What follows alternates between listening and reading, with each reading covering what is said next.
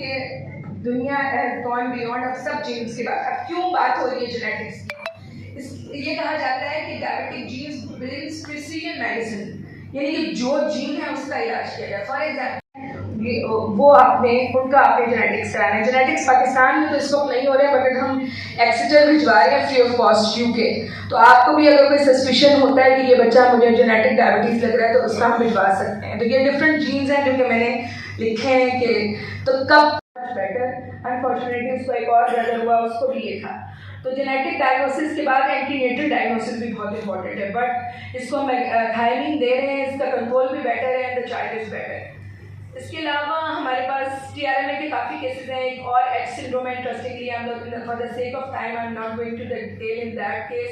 लेकिन ये बच्चे देखिए कॉन्ट्रैक्चर्स के साथ आए थे, उनका JIA का वर्कअप हुआ था और एंटीबॉडीज इनकी फिर SLs art of hearing also. इनकी जेनेटिक्स इनकी ऑप्टिक एट्रोफी थी, बायलेटरल थिनिंग थी और वाटर डेप्थ भी पॉजिटिव था। तो डिड मोरथाइन को diabetes mellitus, optic atrophy, diabetes insipidus and sensory neural हेयरोनोसिया में जेनेटिक टेस्टिंग भिजवाई थी तो पॉजिटिव आई थी। सो फाइनली ये बहुत सारी डायबिटीज की टाइप्स हैं जिनको हमने डिस्कस कर लिया है, बट मेरे लिए आपका एक ही मैसेज है कि seek and you will find it, and find it then only you can manage it. तो क्या करना है अब? पहले आपको फैमिली को बोर्ड पे लेना है और आपको कैसे केयर करनी है, बहुत इंपॉर्टेंट बात है। बच्चों में वैसे भी आपको पता है extra tenderness, love and care की जरूरत होती है। हर पीडियाट्रिशियन को एक्स्ट्रा TLC चाहिए होता है केयर करने के लिए। तो diabetes treatment today is insulin, love and care end of course knowledge. आपके पास नॉलेज नहीं है, आप मैनेज नहीं कर सकते। और इम्पॉर्टेंट है, it's not fun to have diabetes but children must be able to have fun. ये मेरी बहुत पुरानी स्लाइड है बट आई लव इट। पहले बच्चे ने एक पिक्चर बनाई है केक की जिसपे ब्लैक फेस है, लेकिन अब बच्चे सब कुछ खा सकते हैं और artificial sugar. But you need a good team बहुत अहम है।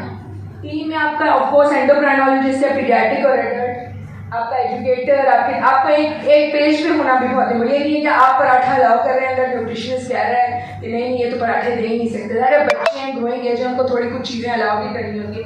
You have to be on a one page. Psychologist चाहिए, नर्सिंग स्टाफ, आप अकेले नहीं कर सकते। हाफ एन आवर लगता है एक मरीज की काउंसलिंग में, अगर नया मरीज आता है एज अ डॉक्टर आपको। तो you need a very good team. आपको टीम को ट्रेन भी करना है और उनको एक पेज पे टीचर है। And I would like to thank you again Aamir ये पिछले उसकी हमारी ट्रिप की तस्वीर है। Hope you will have this learning journey again and again and thank you so much. Thank you everyone.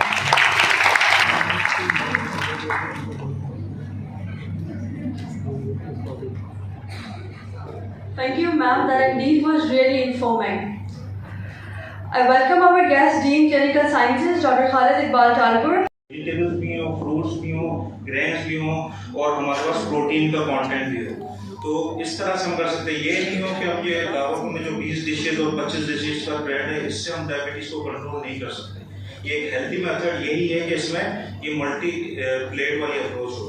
हमें हाई फाइबर कंटेंट डाइट में शामिल करना चाहिए, ना कि ये फास्ट फूड जो कि आजकल बच्चे ये पिज़्ज़ा, मैकडोनल्ड्स, KFC के बर्गर सारा दिन गैजेट्स पे बैठे रहते हैं कंप्यूटर पे और सारा दिन ये सारी नाइट जागते रहते हैं, स्पेशली छुट्टियों में। और आज तक तकरीबन 14 महीने हो गए इस प्रोजेक्ट को। 500 से अबाव इंसुलिन हम डिस्ट्रीब्यूट कर चुके हैं और तकरीबन 500 से अबाव ग्लूकोमीटर भी हम दे चुके हैं। और ज़कात फंड से तो वो हमारा डेटा वो थोड़ा सा सीक्रेट है, तो वो हम नहीं डिस्क्लोज कर सकते। ये कुछ तस्वीरें हैं जिसमें हमने डिस्ट्रीब्यूट किए हैं। ये फ्री कैंप्स की कुछ तस्वीरें जो हमने मुख्तलिफ 80 से ज़्यादा कैंप्स हम कर चुके हैं, ना सिर्फ पेरिफेरल एरियाज़ में बल्कि रूरल एरियाज़ में भी जाके हमने अवेयरनेस सेशन मुख्तलिफ जगहों पे जाके करते रहते हैं। GPs और हेल्थ केयर प्रोफेशनल के लिए मेमन हॉस्पिटल में भी हमने काफ़ी किए हैं, मुख्तलिफ एरियाज़ में भी जाके। ये डायबिटिक वॉक के हमारे कुछ हैं।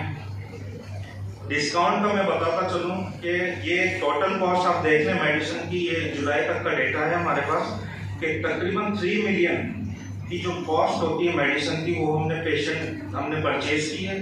पेशेंट्स हमने तकरीबन 2 मिलियन लिए हैं और 1 मिलियन का तकरीबन 10 लाख का हम डिस्काउंट अब तक दे चुके हैं 14 महीनों। एक बहुत बड़ी अचीवमेंट है, ये इजी टास्क नहीं था। मुख्तलिफ कंपनी से हमने बात की, इसमें हमारे काफ़ी हेल्पर हैं जो और ये फुल सपोर्ट रही है मुझे। और रेड जो इसकी एक्चुअल प्राइस तो एक्चुअल प्राइस से देखें कितना कम रेट पे हमने मेडिसिन इनको दी। ये पेशेंट का डेटा है, तकरीबन 2400 पेशेंट हम जुलाई तक दे चुके हैं और इस महीने भी तकरीबन 200-250 हो चुके हैं हमारे पास। तो ये स्लोली एंड ग्रेजुअली ये पेशेंट का इंक्रीज होना इस बात का सबूत है कि हम सही ट्रैक पे जा रहे हैं। इसमें से 7% हमारे पास बच्चे थे, 46% हमारे पास फीमेल्स थी, मेल थे और 45% जो है हमारे पास फीमेल, 45% फीमेल थी और 48% हमारे पास मेल्स थे। किसी भी क्लिनिक की या गाइडलाइंस ये कहती है किसी भी क्लिनिक की या किसी भी हॉस्पिटल की कामयाबी का राज ये होता है कि उसका फॉलोअप का जो कंटेंट होना बहुत ज़्यादा है और अल्हम्दुलिल्लाह हमारा जो है more than near to 70% follow up है और नया पेशेंट हमारे पास 32%। ये हमने तकरीबन सारे केसेस उसमें डील किए हैं, जिसमें टाइप 2 डायबिटीज़ के अलावा टाइप 1 डाटा के केसेस भी हमने डायग्नोस किए हैं, GDM, diabetic food, pre diabetes, metabolic syndrome, hypothyroidism के ऐसे केसेस भी हमने डील किए हैं जो नियरली डाइवोर्स होने वाले थे, इरेगुलर पीरियड्स और सेकेंडरी एमेनोरिया के साथ थे और उनकी शादियां बस टूटने के करीब थी, इनफर्टिलिटी के साथ प्रेजेंट थे। अल्हम्दुलिल्लाह within 3 to 6 month regularise हुए, क्योंकि कुछ फिजिशियंस मैंने ऐसे देखा जो थायरोक्सिन वो खा तो रही थी औरतें। परसों ही मैंने केस देखा है जिसका TSH था 23 और वो पेशेंट तकरीबन 2 साल से मेडिसिन खा रही थी, उसका TSH कभी भी मैंने देखा प्रीवियसली नॉर्मल नहीं था। रीज़न क्या था कि मेडिसिन जो है वो खाने के बाद सुबह ले रही है या 10 मिनट पहले ले रही है। इसको एटलीस्ट आपको 30 मिनट देने, एम्प्टी स्टमक में काम करके इसके अलावा एब्जॉर्ब नहीं होती। 1 घंटा देंगे तो और अच्छा रिजल्ट आएगा, लेकिन उसको पता ही नहीं था, ना किसी ने काउंसिल किया था उसको। इसके अलावा हाइपरथायराइडिज्म के, थायराइड कैंसर्स के भी आए हैं जो हमने रिफर किए हैं। जाहिर सी बात है PCOS के काफ़ी केसेस आते हैं, इरेक्टाइल डिस्फंक्शन, प्रोलैक्टिनोमा के। लेकिन अलमिया ये है कि हैदराबाद में इधर पिट्यूटरी MRI कराने में हमें बड़ा मसला होता है, यहाँ पे डायग्नोज नहीं होता, स्पेशली माइक्रोप्रोलैक्टिन, शॉर्ट हाइट के रेजिडेंट हाइपरटेंशन, ऑस्टोमलाइजेशन, ऑस्टियोपोरोसिस। मैं इसके बाद ये थैंक्स करना चाहूँगा इन फार्मास्यूटिकल कंपनीज का जिन्होंने हमें हर मौके पे बड़ा साथ दिया है और सपोर्ट किया इस प्रोजेक्ट में। Last but not the least, doctor Aamir के बगैर ये प्रोजेक्ट मुमकिन ही नहीं था, जिन्होंने हर मौके पे मुझे सपोर्ट किया है और हर तरह से मेरा साथ दिया है। और हम आज इस प्रोजेक्ट को चला रहे हैं because of around of the provide करना चाहिए बच्चों के सामने। हमें फ्रूट्स वेजिटेबल्स की बकेट्स रखनी चाहिए ताकि वो उसको ही अप्रोच करें, बजाय जब वो एग्जाम में पास हों तो एप्रिशिएशन के लिए ना हम केक्स और कैंडी कैंडीज लेके आए, बल्कि कोई उनको गिफ्ट में सूट देते हैं। आपको ज़रूरी तो नहीं है कैंडीज और ये देना, लेकिन हमारा बस माशरा तब्दील हो रहा है तो इसलिए डिजीज़ भी इतनी तेज़ी से हो चुकी है कि हम नंबर 1 पे आ चुके हैं। ये मीठी अशिया से बिल्कुल हमें परहेज करना पड़ेगा, मैकडोनल्ड से परहेज करना पड़ेगा, डेली एक्सरसाइज को हमें रूटीन बनाना पड़ेगा, बच्चों को शुरू से ही स्कूल लेवल पे एक्सरसाइज, वॉक और इनकी इंपॉर्टेंस बतानी पड़ेगी। आजकल छोटे छोटे बेंगलोर में स्कूल बन गए हैं, ग्राउंड्स नहीं है, तो ये डिजीज हम देखें किस तरह से फैलती। इसकी कंट्रोल की इंपॉर्टेंस मैं आपको सिर्फ बताना चाहूँगा।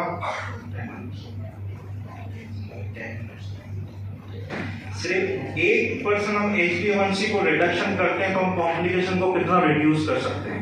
21% हम डेथ का रेशियो रिड्यूस कर सकते हैं, 37% हम माइक्रोवेस्कुलर को रिड्यूस कर सकते हैं, 14% हार्ट अटैक को, 43% एम्पुटेशन को, 12%। यानी सिर्फ आपने HbA1c 8 से अगर आप 7 पे लेके आ जाते हैं, उसको कंट्रोल कर लेते हैं, तो कितना % आप रिड्यूस कर सकते हैं इनकी कॉम्प्लिकेशन को। डायबिटीज का नंबर 1 काज है ओबेसिटी। इस वक्त 50% पॉपुलेशन पाकिस्तान के ओबेसिटी में इन्वॉल्व है, यानी हर 2 में से एक बंदा जो है वो ओबीज है। लीडिंग कॉज आपको पता है सीवियर मोर्टेलिटी में बता चुका हूँ। पहले जितनी भी ड्रग्स बनाई जाती थी 1990 से पहले, वो सल्फोनाइल यूरिया पे ही हमारी दुनिया घूमती थी और 1-2 ड्रग्स ही होती थी। उनका सिर्फ एक ही टारगेट होता था कि शुगर को कंट्रोल करना है। लेकिन जब UPSPDS ट्रायल हुआ 20 साल की स्टडी के बाद पता चला कि शुगर तो कंट्रोल हो रही है लेकिन पेशेंट तो वही मर रहे हैं, डेथ तो वही रेशियो बढ़ रहा है। फिर इन्होंने अपनी अप्रोच को चेंज किया। आजकल oral non insulin oral hypoglycaemic drug की क्वालिटीज क्या होनी चाहिए, इन्होंने एक क्राइटेरिया बनाया। ना सिर्फ वो HbA1c को रिडक्शन करे बल्कि वो ना उसका साइड इफेक्ट होना चाहिए कि हाइपोग्लाइसीमिया में जाए, रिड्यूस सीपीएस मोटिलिटी करे, इसके साथ renal benefit, cardiovascular benefit, weight reduction भी होना चाहिए, ये ना हो कि वो ओबीज हो जाए और वही हमारे साथ प्रॉब्लम्स हों, ब्लड प्रेशर कंट्रोल भी करे, इसके अलावा प्रिजर्व बीटा सेल फंक्शन भी करे। ये सारी क्वालिटीज को मद्देनजर रखते हुए आजकल जो लेटेस्ट ड्रग्स आ रही हैं SGLT2 और GLP-1, यही इनकी थीम है पीछे। तो ये सारे इसके पॉइंट्स हैं। जब मैं सऊदी अरब से आया तो उधर मैंने बड़ा देखा कि उधर पेशेंट के लिए तो कोई मसला ही नहीं, सारे इंश्योर्ड होते थे, उनको ओज़म्पिक भी लग रही है, उनको जो है 800 रियाल की मेडिसिन फ्री में मिल रही है। यहाँ जब मैंने गवर्नमेंट सेटअप ज्वाइन किया तो वहाँ ग्लूकोफेज भी नहीं मिल रही थी। डॉक्टर आमिर के साथ मिलकर हमने प्रोजेक्ट को शुरू किया, लॉन्च किया मेमन चैरिटेबल हॉस्पिटल में, जिसका हमने नाम रखा है साइड सीख shine Iqbal diabetic endocrine centre, जो कि कोलैबोरेशन है मेमन चैरिटेबल हॉस्पिटल की, और हमारा स्लोगन था हेल्थ फॉर ऑल। इसको हमने बेसिकली 4 कंपोनेंट पे इस प्रोजेक्ट को हमने डिवाइड किया और हमने अपना काम शुरू किया मई 2023 में कि हम कंसल्टेशन देंगे with minimum fees only 100 rupees हमने चार्जेस रखे उसके। दूसरा हमारा ये था कि फ्री कैंप्स हम करेंगे ना सिर्फ सराउंडिंग एरियाज में बल्कि हम रूरल एरियाज में भी जाके करेंगे, ताकि जो पेशेंट हमारे पास नहीं आ सकते हम उनको फ्री ऑफ कॉस्ट मेडिसिन भी दें, फ्री ऑफ कॉस्ट टेस्ट भी उधर हो जाए, उनकी स्क्रीनिंग भी हो जाए और उनको थोड़ा सा अवेयरनेस देके हम अपने सेंटर पे फ्री ऑफ कॉस्ट भी हम ज़कात फंड से जो अफोर्ड नहीं कर सकता उसको एंटरटेन कर रहे होते हैं। इसके अलावा हमने मल्टीपल सेक्शंस किए हैं, अवेयरनेस सेशन, ये हमारा थर्ड पिलर था कि हेल्थ केयर प्रोफेशनल और जीपीज को हम ट्रेन करें कि लेटेस्ट गाइडलाइंस क्या हैं। सिर्फ आपको ग्लूकोमास और डायनेलिक नहीं देनी, आपको मल्टी फैक्टोरियल अप्रोच रखनी है, उसके लाइफस्टाइल को भी चेंज करना है, उसको मेडिसिन भी देनी है, उसकी शुगर को भी कंट्रोल करना है। चौथा हमारा कंपोनेंट था कि हम मैक्सिमम उनको डिस्काउंट दें मेडिसिन पे और लैब से, जो कि हम दे रहे हैं 30%, जो कि मेरा ख्याल पाकिस्तान में कहीं पे भी नहीं हो रहा। ये हमारे थे कि कंसल्टेशन में ना सिर्फ हम इनको कंसल्टेशन दें बल्कि हम डायरेक्टली काउंसलिंग भी देते हैं और इंसुलिन टीचिंग भी करते हैं। मेरे पास ऐसे पेशेंट भी मैंने देखे हैं जो 20-20 साल से इंसुलिन लगा रहे हैं, लेकिन उनको इंसुलिन लगाने का तरीका पता नहीं है। They are not knowing. Person is diabetic in Pakistan and 537 million people in worldwide is diabetic, which is basically the adult diabetes. And when we say this is the adult diabetes, the age group is in between the 20 to 79 years. So every 3 and 4 person is diabetic, and definitely it's giving a very economic. So patient आता ही बाद में है, सबसे पहले वो patient जाता ही general physician के पास है, फैमिली फिजिशियन के पास है, इससे भी पहले कहाँ जाता है? घर में बनने वाला डॉक्टर। सबको पता होता है हमारे घर में आपको ब्लड के अंदर ना सिर्फ ग्लूकोज मिल रहा है बल्कि insulin, diabetes. So these are the things, ये वो चीजें जो हमें हर चलता फिरता पूछता है। अगर आपके घर में या आपके पेशेंट आके ये कहें कि डॉक्टर साहब मैंने तो फास्टिंग शुगर चेक की मेरी इतनी आ रही है, तो आप क्या करेंगे? अगर फॉर एग्जांपल एक फास्टिंग शुगर पेशेंट आके कह रहा है कि मेरी जो है, कहता है ना कि डॉक्टर साहब 5 साल पहले मुझे प्रेगनेंसी में डायबिटीज हुई थी, यकीन करें बड़ा अफसोस होता है। काश कि उसे उसी वक्त बता दिया जाता तो एटलीस्ट वो आज डायबिटीज में लैंड नहीं कर देता। ठीक है। सो हर जीडीएम यानी कि आपके इर्द कोई भी प्रेगनेंसी वाली फीमेल जिसको प्रेगनेंसी में बेबी शुगर, हमल की ज्यादतीज या जेस्टेशनल डायबिटीज, आम लोग आते हैं ना हमें बेबी शुगर हो गई थी, तो बेबी शुगर है तो आपने उसको हर 3 साल में एटलीस्ट डायग्नोसिस के बाद, रेजोल्यूशन के बाद जरूर उसका टेस्ट कराना है। अच्छा, these are the treatment plans. Basically type 2 diabetes को हम 3 तरीकों से ट्रीट करते हैं। Number 1 is the healthy diet, number 2 is exercise and number 3 is the medication. These are the oral medications. हमारी सबसे पहली चॉइस लेवल नॉर्मल हो जाएंगे। इसी तरीके मॉनिटर्स को प्रिक करके इस्तेमाल करते हैं। डेफिनेटली पाकिस्तान में ये थोड़ा मुश्किल है। One is this thing कि being a general physician, यहाँ से आप की पॉइंट्स लेके जाएंगे वो यही है कि अपने आप को थोड़ा सा डिजिटलाइज करें, अपनी आवाज़ को, अपनी समझ को आगे रेस करें, ताकि आप बहुत सारे डायबिटीज़, बहुत सारे प्री डायबिटीज़ को बचा सकें। रेजिडेंट हैं, हाउस ऑफिसर हैं, प्रोफेसर्स हैं, मैं यही कहूँगी कि it is the right time and it's my respected message to all the stakeholders, all the senior consultants over there to think about the curriculum development of the digital health. क्योंकि आप लोग academia से बहुत करीब हैं, आप लोग PMDC से बहुत करीब हैं, आप लोग हायर एजुकेशन कमीशन से बहुत करीब हैं, तो ये मेरी रिस्पेक्ट के साथ एक रिक्वेस्ट है कि इस तरह के करिकुलम को हमारे स्टूडेंट्स को ज़रूर दिया जाए कि हम उसमें digital health training, digital health diploma की ज़रूर बात करें और यकीनन हमें जो है वो अपने स्टूडेंट्स को ट्रेन करने की ज़रूरत है. This is my case study which I have published in International Diabetes Federation in 2023, in which I have given the concept of telemedicine and its impact on HbA1c. So this is a very small study. What we did, we took 300 patients and divided it into two groups. एक वो group था जो traditional method से हमारे पास आता था, OPD ली, consult किया, online भी आए तो सिंगल कंसल्टेशन ले ली, जो है हमारा एक रुझान है, हम लोग जिस तरीके से करते हैं. फॉलोअप भी करते हैं लेकिन फॉलोअप के प्रॉपर प्रोटोकॉल्स नहीं हैं. जबकि जो दूसरा ग्रुप था उसको हमने अपनी ऐप पे रजिस्टर किया, उनको रिमोट मॉनिटरिंग टूल्स प्रोवाइड किए, डॉक्टर पेशेंट कम्युनिकेशन बैरियर को खत्म किया, पेशेंट को कोई बात याद आए तो उसको मैनेजमेंट का ऑप्शन दिया. टाइप 1 डायबिटीज का पेशेंट जब इंसुलिन लगा रहा होता है, हाइपो के इतने इशूज आते हैं, पेरेंट्स को इतने इशूज आते हैं. आज हमारा बच्चा बर्थडे पार्टी में चला गया, उसकी शुगर बढ़ गई, पेरेंट्स को इतनी अप्रोच नहीं होती, कहाँ जाएगा लेकर बच्चों को डॉक्टर के पास. ये चीज़ें हमने रिमोट मॉनिटरिंग प्रोग्राम के थ्रू इसको स्टडी किया, कंपेरेटिव स्टडी किया. हमारा जो ऑब्जेक्टिव था to monitor the role of telemedicine and the remote monitoring tools and its impact on HbA1c. And alhamdulillah, we turned out with the very outstanding results that the 65% improvement in HbA1c just because of improvement in compliance. Compliance कैसे improve हो सकती है? जब उसको पता है कि मेरी केयर करने वाला पीछे डॉक्टर मौजूद है.